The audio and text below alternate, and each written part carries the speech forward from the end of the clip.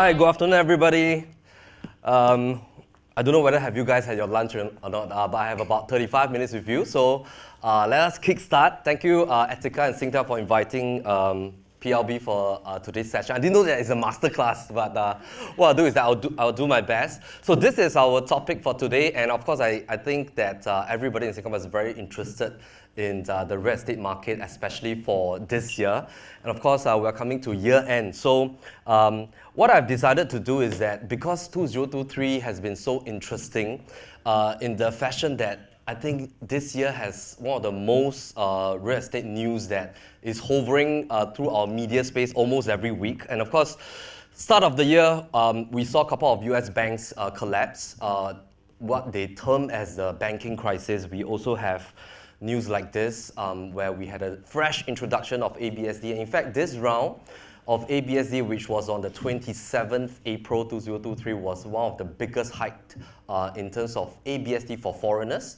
We also had that new policy whereby if anybody were to downgrade from private property to a HDB apartment, they would have to wait a 15 months cooling period unless they are above 55 years old in their retirement stage, or they're buying a 4-room and below. So these news are not new. In fact, Q2 we saw the first dip in the non-landed residential, meaning condos and apartments, specifically the RCR segment. We also had that recent money laundering cases that has happened over the past 1 month, and of course, this has been the hot topic since then. So what is happening in the real estate market? This is already the 16th round of cooling measure. If you see that all these dots over there, and it seems that the more cooling measures we have, the higher the prices went up, and it's like we're stuck. So technically what is happening is that whether you're looking at the yellow color line, which is the landed property segment, if you're looking at the red color line, that is the condo segment, the blue line will be the HDB apartment segment. So it seems that though we have 16 rounds, but our government and policymakers, they cannot remove any cooling measures. The moment they remove, what is going to happen is that the demand will rush back into the market, and that will propel the prices even higher. So what should we do? I mean, like, is the market overpriced? And if let's say you are currently a property owner, and let's say you have aspirations to move to a new place, or you have aspirations to buy a bigger home, or you are planning to get a second property, or if this is your foundation years that you're planning for your first home, what should be the next steps? So this just came out about 2 days back. The Q3 flash estimate registered a slight dip in the CCR market. We call it the core central region, which are where all the prime properties are. We also registered a 4-point-something% drop in the landed market, and later we'll talk about that. But at the same time, we also have positive news that Singapore is one of the rare countries that our household wealth rose compared to the rest of the world. In fact, our household wealth actually rose quite a fair bit. In this Urban Affordability Index report, we also came out first in terms of the median household income compared to a lot of global cities. So what I'm going to talk about today is we're going to talk about 3 things, and I will do as much as I can. But what I've done is that I've broken down the key insights for you to hopefully make an informed decision over the next 18 to 24 months. I broke down into 7 insights that we have discovered by our research team. I will also touch a little bit about the high interest rates environment. And of course, if you're hunting for a property, what can you do using some methodologies that we have always been using for our clients? So quick disclaimer, this is of course a masterclass, so it's for education purposes. And a quick introduction, if you have not met before, online, digitally, my name is Melvin Lim. I've been doing real estate sales for 10 years at the start of my career. I used to be a prison officer for 3 years. And after 10 years, I started a company called PropertyLimBrothers Media. Today it's a creative agency. And last year, I started a realty company. So my aspiration has always been to marry media and real estate together. This is our YouTube channel. We have a couple of different channels talking about different things. Recently, of course, we also interviewed a couple of entrepreneurs. We had a live debate session. And this is our team. So it comprised of the creative agency on the left-hand side, as well as the real estate consultants on the right-hand side, and they work hand in hand together to serve our clients. So in short, let me share with you a quick 1-minute video just to share what we do on a daily basis. As a product, we want to put it in its best possible light. What are the gems of this place? No man, diamonds in my teeth, I got a lot of shine. Running up the number, that's a lot of crime. Try to take it from me, must be out your mind. Big time, lot of slime. Smoky in the air, that's a lot of pine. Pockets running over with the dollar sign. Try to take it from me, yeah. Big time, big time, big time.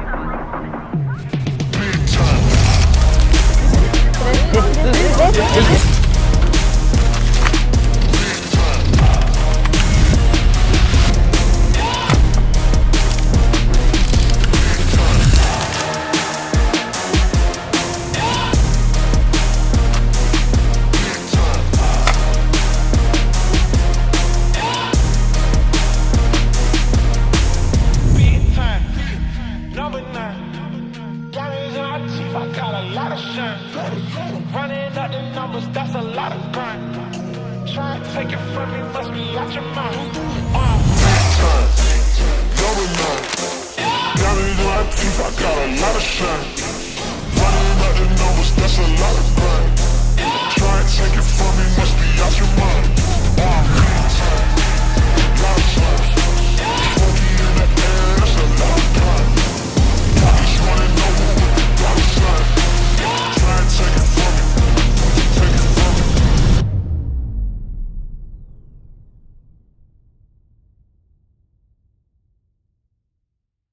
So all this are done in-house in our media agency. Basically, what we want to do is that we want to weave every different analysis and aspects of homes into the home tour video. So let me kickstart to talk about the 7 PLB insights that we have. Maybe a show of hands. How many of you here are renting homes right now? Maybe just a quick show of hands so that I know who are our audiences. Okay, great. How many of you own properties in Singapore? Okay, great. So almost about 90%, and then we have about 10% of our friends who are renting currently. Okay, I think whether you are renting or you're owning homes or you're planning to switch, the 7 insights that we have will more or less be able to help you with the trends in the next 18 or 24 months. So the first insights that we have is that we have discovered that in this new season, ever since that we have exited from the COVID period from 2020 onwards, going bigger tends to be a wiser choice. Why is that so? Is because it will prime you for an easier exit. Now, why is this syndrome happening? Is because of various cooling measures policy. So in fact, we thought that the cooling measures policy will actually curb demand, but it sort of created and directed a new kind of demand towards bigger homes. So these 2 years, what we have noticed on the ground and through data and research is that a lot of families, they start to have this new mindset is that I only have one chance kind of syndrome. And of course, they will choose to buy as big as they can. Why is it that there's this new syndrome? Is because of the TDSR impact. So this impact is actually huge in the sense that because of the stress test, and it's harder to get a larger loan, and of course the threshold has a higher kind of qualification limit. What has happened is that a lot of people find that in the past, the old kind of, not say the old, the previous kind of strategy was actually to own more properties. So we have clients coming to us with 2 1-bedders, 1 2-bedder, and maybe they are living in like a HDB apartment. So they own 3 different condominiums for rental. They live in a HDB apartment, or there are also clients with portfolios like maybe they are living in a 3-bedder condo, but they own another 2 units of 1-bedder. So what is happening is that was the strategy in the past, is to own as many as you can, rent them out, and then of course as they are being fully paid towards your tail end of your tenure, then that becomes like a retirement property that you can cash out. However, because of the TDSR measure, what is happening is that the name is insufficient to purchase a property just for their own stay as well. So the strategy has sort of shifted from buying more in the past to strategizing how to buy a bigger place. And this, of course, has added on to a lot of syndrome because the name is insufficient. So if we look at what has happened over the last 3 rounds of TDSR impact, technically a household, husband and wife, even if they are both working, their loan quantum, if I add on ever since 2013 until today, there's a total reduction of close to 20% in terms of loan quantum. And thus, that has resulted in this thing happening in the market, which is that smaller properties has failed to perform over the last 9 years ever since TDSR has implemented. The rationale is because when 2013 has that new TDSR measure, demand shifted to bigger properties, and thus a lot of families and HDB upgraders, they are moving towards the bigger homes, 3, 4-bedders, penthouses, ground floors, landed properties. And if we look at the performance of smaller properties over the years, you will tend to see that the larger homes in the same development, even though PSF level increases, but because of 2 things happening at the same time, developers are building smaller and smaller 1 and 2-bedders. And if we were to compare like for like, sometimes if, let's say, somebody were to own like a 1-bedder, they can hold it all the way from 2014 until today, 2014 until 2022 over the 8 years period, but their paper gain is only probably not even enough to cover their interest costing, their stamp duty as well. And of course, if I were to earn like property tax, agency fee, sometimes it cannot even cover. So even though the PSF level has increased, but if you multiply back by the size that you're owning, that means the square footage that you're owning, the paper gain doesn't make sense. Unless this 1-bedder or 2-bedder is for your own stay and there are no other options, then that's fine. But if this is going to be like an investment or hybrid property that you want to own, stay, and invest at the same time, then of course the aspiration in a wiser fashion is that try to own a bigger square footage as much as you can, because in future when you want to sell, you are going to face the same problem. So the new norm is that the smaller properties now, we classify them as like a dividend stock. So if you were to invest in equities, small properties are great for rental. Speed of rental is very high. But the moment you want to sell, so you just need to go to like some of the most popular portals like Property Guru, take a look at the number of 1-bedders for sale in the resale market versus the 3 or 4-bedders, you will see the stark difference. And most of the time, when you want to exit from your 1-bedder, you will find that the buyers in the market tend to like to go for new launches. So you are technically also competing with developers in a sense. So bigger properties have sort of become the growth stocks category. And so that is the first thing that everybody can take note of. Now, coming back, before I move on to the second part, so what if, let's say now you own like a 3-bedroom condominium plus maybe a 1-bedder, because your names are so precious, because your second property you'll be taxed with the additional buyer stamp duty, what is going to happen is that it might make sense for you to re-strategize that the 1-bedders that you're holding, you can actually prime it to like a bigger square footage kind of home. All right? Now let me talk about the second part. So second part, of course, has been a hot topic because interest rates has risen to about 4%. We have been so used to 1-2% over so many years. And then suddenly, when you see your existing mortgage balloon up to a bigger level, a lot of people start to think, hey, should I start to pay down my existing loan, whether a partial repayment or full repayment? So I'm going to go through 7 things that we have observed. And of course, we firstly recognize the key difference between a good and a bad debt, right? So a good debt, of course, falls under the category of home mortgages because you have a very strong collateral. And a real estate debt is very different from a credit card debt. Now, leveraging on real estate has been one of the key vehicles that people all over the world will use in terms of leveraging their wealth. Why is that so? So very simply, if let's say we look at a $1 million property, the first kind of perspective that you can look at is that even though you have $1 million in the bank, but if you were to leverage 75% loan for the bank, you put in $250,000 from your own savings, technically your growth is very different. if you look across the both spectrum, because you only have 250,000 from your own savings inside the property compared to putting a full $1 billion. And the 750,000 comes from the bank. So technically, you're leveraging about 4 times. And of course, how does leverage work? This is an example of a $2 million property, 25% of your own money, 75% from the bank. And of course, if it were to appreciate, why is it that property investors love the leveraging concept? Is because of the very fact that if there's a 20% appreciation, just looking at paper without reducing any other costing, the $400,000 appreciation is based on your $500,000 initial investment, excluding your stamp duties. And that percentage is much larger than if you were not to leverage. So when your property appreciates, the other beauty is that the bank don't have to share your profit.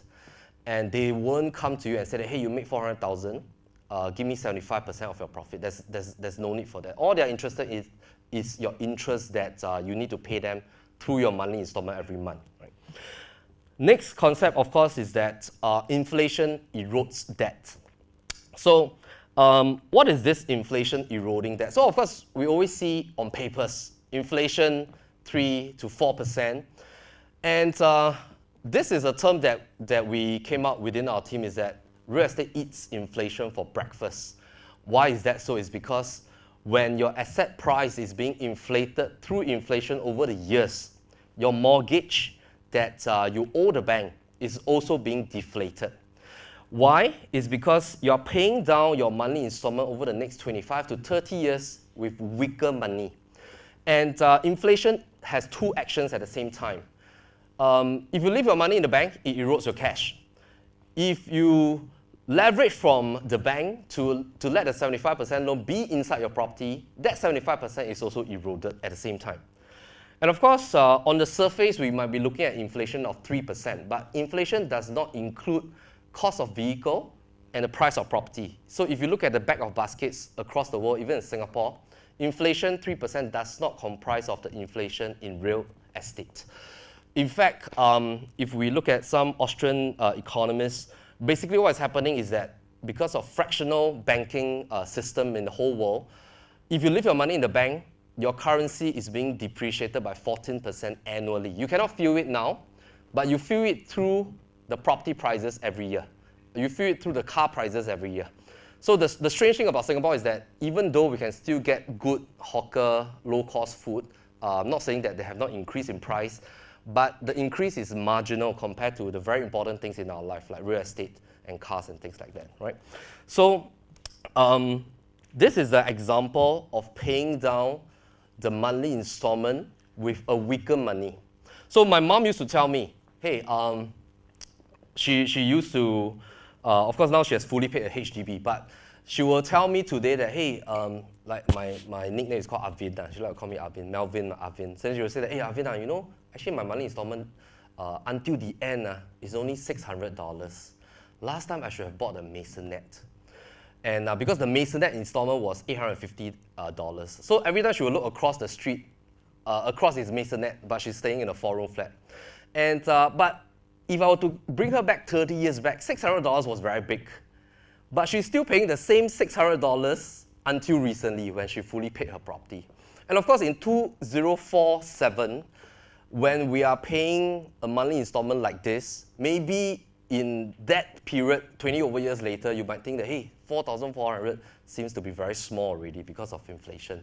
So it makes sense to pay your monthly installment through a long longevity period because you're paying down with weaker money. Now, third concept when it comes to interest rates, whether you are thinking about paying down your mortgage, is that technically your net worth is still the same. Because if, let's say, you choose to pay down as much as you can, or you choose to leverage, your cash in the bank is either left in the bank or is going into basically your property. But your net worth at the end of the day is the same. Of course, there's the other school of thought whereby you want to pay it down is because you want to reduce the interest as much as you can. But later as we look through, sometimes maybe the benefits might outweigh that action. And of course, liquidity is important as well. Rather than paying down into a trapped equity, So this is liquidity. Of course, some of our property clients, and of course a lot of all these insights also comes from our property clients over the years, which I've learned over the years. So liquidity is important in the sense that if there's going to be any kind of like job change, any kind of situation whereby you need to take a break, there is also a runway for you to have if you keep some liquidity with you in cash. This is the concept that I always share with my consultants, is that it will make sense if, let's say, you leverage your mortgage with a double protector. That means the mortgage should pair either with a term insurance or mortgage insurance. And I do that personally for myself, and I learn this from my clients as well. So a lot of my clients, they actually have full cash to pay off everything. But their mindset is that the moment they pay off, they are not leaving close to double the amount for their children. If, let's say, touch wood, something would happen to them tomorrow. Because it makes sense to look at the key difference of $1.25 million versus $500,000. So second version is to leverage with insurance, leave the money in the bank. First version is to be your own insurer, which if, let's say, touch wood tomorrow, if something were to happen to the first scenario person, the balance at stake for the family will only be $500,000. And sometimes the family might have to sell off the property to get some liquidity. Number 6 that I've thought of is that this might not be forever. So Singapore is quite flexible. You have fixed, you have floating interest rates. And of course, right now, where we're at is that the Fed Reserve is already close to the peak, though there are no signs that they'll reduce the interest rates next year. But what is happening is that there's already been a lot of forecasts that through 2024, 2025, they might start to taper off a little bit to switch away from the QT kind of format. I think our local government is also very smart because they started planning since 2021. What is going to happen next year in 2024 is that we will eradicate SIBOR rates. Everybody will start using SORA rates. SORA rates does not depend on international interest rates. That is also one of the reasons why you start to see interest rates coming down this year. From 4% for fixed package, now we're at about 3.2%. So I think our government is really smart. They already plan in advance of what is going to happen, and they start to introduce the SORA rates that will take full effect next year. So in fact, now if you take a fixed mortgage, if you're taking a floating package, it might still be at about 4.2%. But if you refinance to a fixed package, you'll be at about 3%, which is quite stable already. And of course, the last thing is that, let's say, if let's say I've sold all my property last year or 2 years ago, and let's say I'm renting, I'm trying to time the market because I'm hoping for a market correction, for example. We also have to take note of the behavior of existing property owners and developers using interest rates as a decision tool. So let's say I'm waiting on the sideline. Now my mindset as a buyer is that, hey, interest rate is very high. I don't want to buy. I want to wait for price to come down. But as we can see, even though we had close to 6 rounds of interest rates hike over the last 20 years, the only time that our property prices in Singapore dropped was in 1996. The rest of the season, prices didn't drop. But what is going to happen is that if we flip over the papers tomorrow, and interest rates, let's say, is being reported at 3% now, and it drops to 1.5% tomorrow, do you think that the existing developers with stock or the resale property owners, they will start to sell cheaper or more expensive? I think naturally, people holding on to properties, if they want to dispose their properties, once they read that news, in their perspective, they will raise their price. But in your perspective is that, okay, I want to come in and buy now, but end up I have to buy at an escalation kind of scenario. So our perspective is always different as a buyer and seller. So we also have to look at the other perspective. What would they potentially do? And sometimes in a more stagnated market, which now is quite a stagnated market in the sense that some buyers are waiting, some sellers only want to sell when the market is very good. This might sometimes be the best time to hunt for a home as well, right? Okay. Now, this concept basically is that the loading period for your mortgage loan is usually the first 4 years. So if you look at the amortization table, all the way for 25 to 30 years, Usually the first 4 years is the period that the banks wants to make the most for your interest. So you also have to try to calibrate. Have you been paying your mortgage for 4 years already? Because if you have been doing that, then it might not make sense to pay down because you have already fulfilled that front loading period. So, and also, let's say if this is not a forever home, you only want to stay here for 5 to 6 years, then the moment when you sell at the 6th year, technically the interest stops. It's not like buying a vehicle whereby you pay a lot of interest at the front. So mortgage interest is a little bit different. You cut off at the point of sale. And banks has also been very creative. They have interest offset packages to offset your interest for your mortgage. So you can also talk to your banker on that. All right, so far so good on interest rates. Okay, so there's the 8 things that we talk about interest rates. Let me come to number 3. So number 3, basically, this is a hedge over your decision. So if you're planning to buy a next home, a next property, this strategy is basically to buy homes that Singaporeans love and can afford. Let me share with you why. On the surface, this just looks like Singapore government trying to prevent foreigners to continue buying our condominiums and apartments, because even at 30%, it seems that they are still very aggressive in purchasing. But we need to look a little bit deeper through the next layer. So what is the next layer? Why is it that they want to raise it to 60%? And this is the first time they double up the ABSD. So we already have 5 rounds of ABSD. This is the 5th round, ABSD number 5.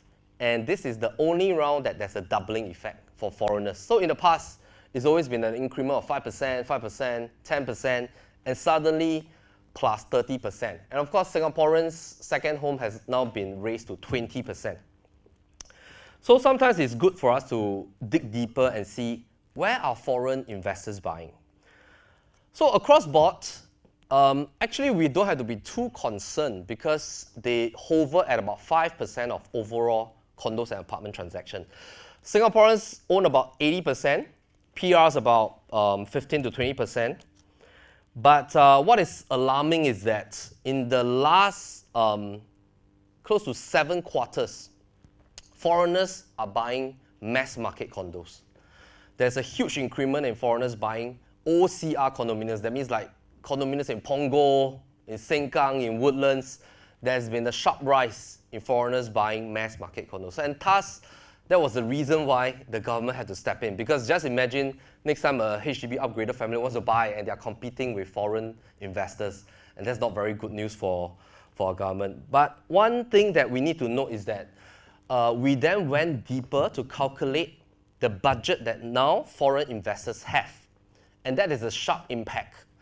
That impact will shift what will be sellable next time. That means now, if you want to go into like a D10 Bukit Timah condominium that is like $6 million, you need to think twice. Why?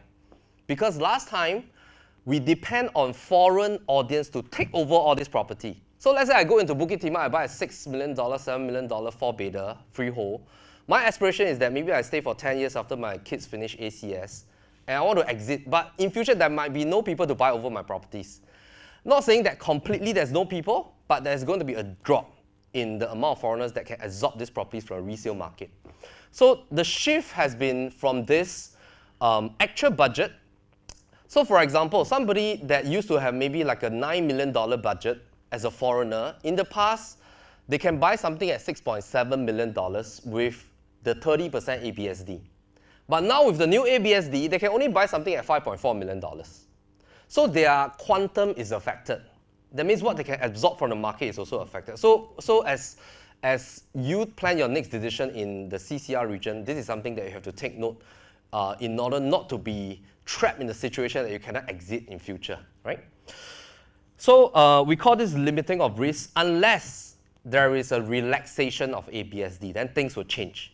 But if we are staying put at 60% all the way, then this is the new strategy, okay?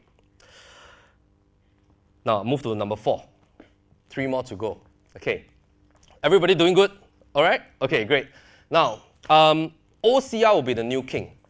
What is OCR? OCR means out of central region. We're talking about mass market condominiums, okay. Why would this be the new king is because there's been a lot of research that mass market condo segment is the most stable segment because it's also the largest land space that occupies Singapore. It has the largest amount of HDB upgraders audience. So it is safe in the sense that if let's say you want to own a 3-4 bedder or the penthouse for your family, you want to exit in 5 to 8 years' time, there will always be a ready buyer waiting to take over your property.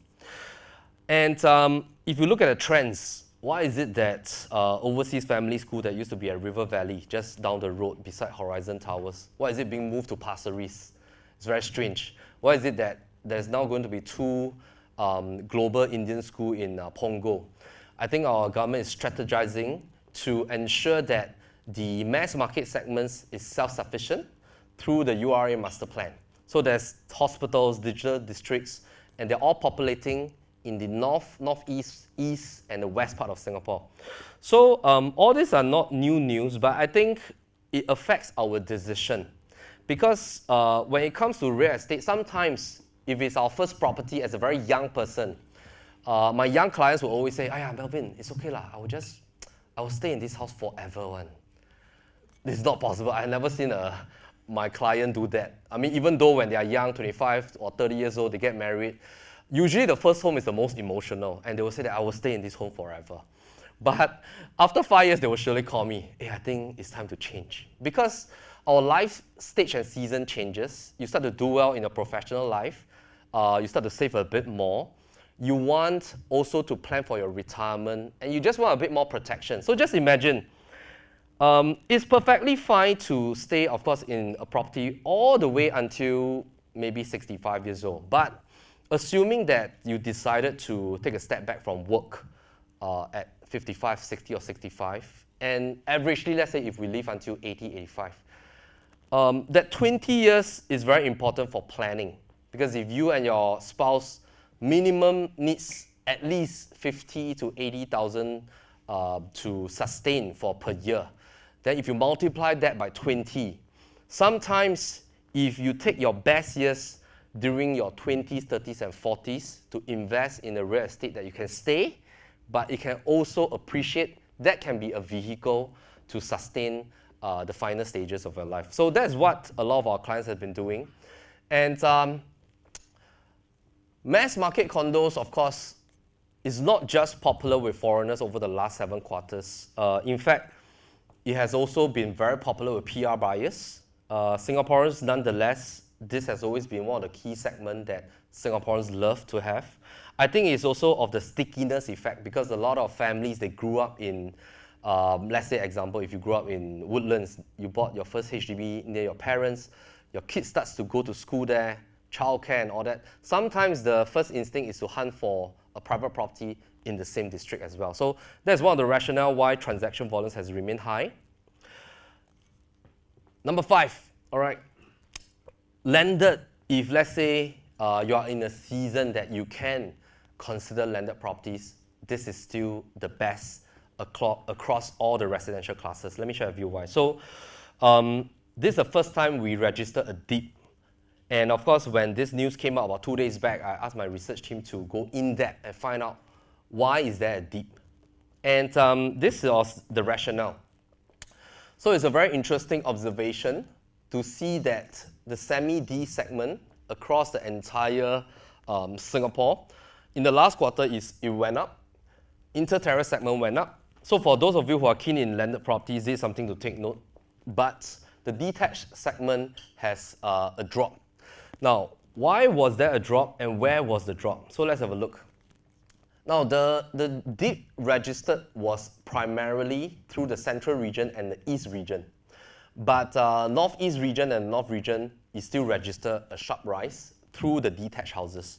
And we're only talking about detached houses. So basically, this 4.7% drop in the landed price index was led on by the detached segment and not by the inter-terrace or the semi-D segment. And later I'll give you my summary observation. So this was the average PSF of District 10 and 11. If you notice, in just 1 quarter, it came down pretty much in 10 and 11. And the summary, of course, at this point in time is that the landed market might be consolidating the quantum play. That means some of this landed in 10 and 11, which is what we call the king of the landed region, whether it's being dominated by GCVs or big detached homes, 10, 15, $20 million. This dip basically happens in that region itself. What do I mean by going back to quantum play is that because of this season of maybe interest rates or uncertainty in the economy, a lot of people are starting maybe to favor the landed market, but they want to focus on the lower quantum ones, the inter-terraces or the corner terraces or the semi-Ds, things that are in the range of about 5, 6, 7, or $8 million. And it might be consolidating back into quantum play. And if we look across board of what happened from 2020 to 2023, this was a comparison heat map that we done for landed, CCR condos, RCR and OCR condos versus Bitcoin, equities as well as S&P 500 in NASDAQ. So basically, this is of course predominantly green over the last 3 years. On top, some segments were green, some segments were yellow. So what does this tell us? Basically, I think sometimes when it comes to a decision matrix of, hey, should I put my money in the equity market versus the real estate market? These are two very different products. Real estate is considered a very hard asset, is illiquid, and equities is very liquid. But of course, the more liquidity there is, the more volatile sometimes it can be. So it's just to differentiate between the two different investment vehicles. So when we look at what is going to happen in the next 7 years, this will also affect our decision. Because in the next 7 years, every 2 person on the street, one will be Singaporean, one will be a friend from a foreign country working in Singapore, or it will be a friend that has already attained PR. This is important in terms of what kind of property we should go for. Because if we don't plan ahead, then we might be left behind through that movement, okay? The condos market remains the true blue kind of asset that international audience can buy. And that is a very important thing that we have to take note. So what is going to happen in 7 years' time is that there's going to be about 3.5 million Singaporeans.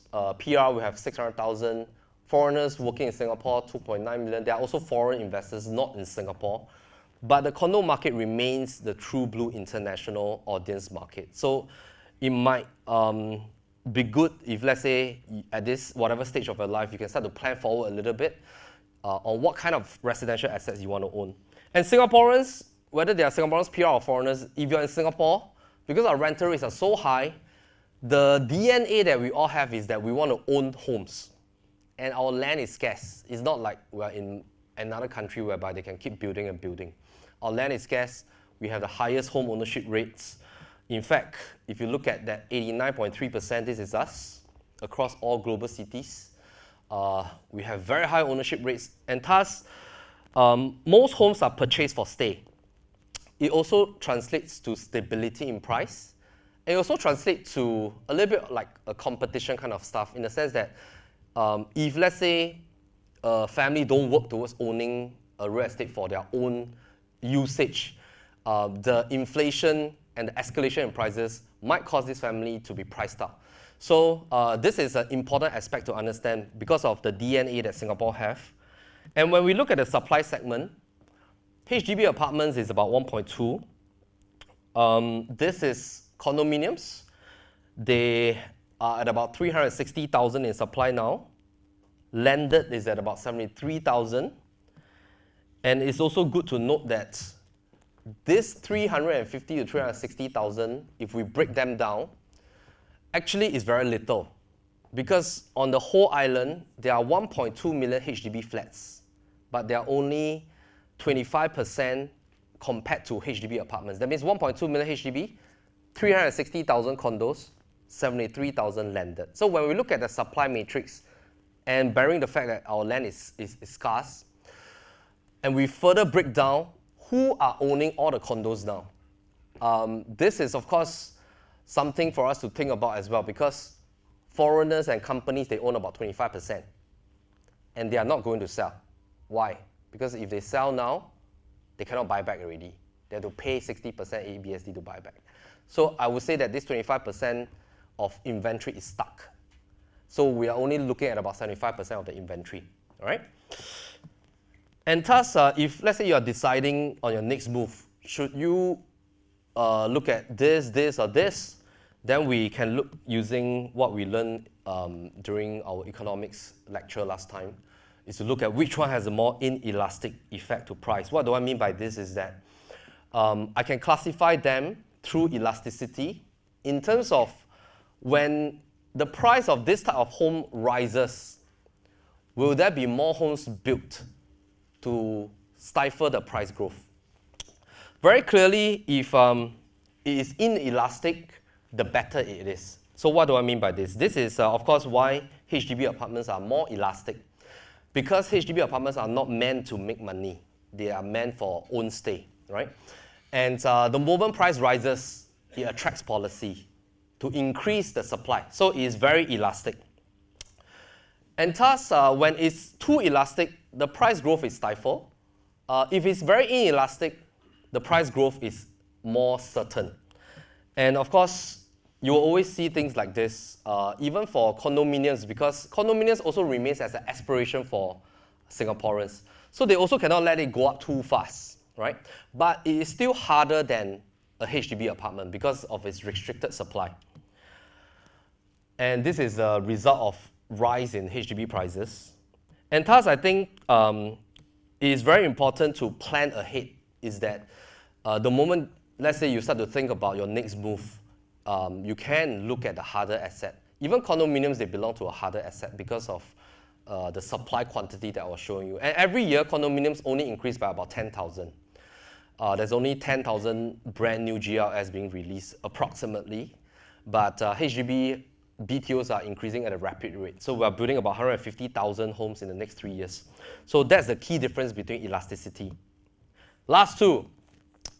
For those of you who are keen in buying a new launch, based on my research, is that resale condos will remain dominant for the next 12 to 24 months. Why is that so? Because the gap is too close. So there's three types of products. New launch, TOP projects means that those owners that have bought new launch, they collected keys, they're selling them now, all right?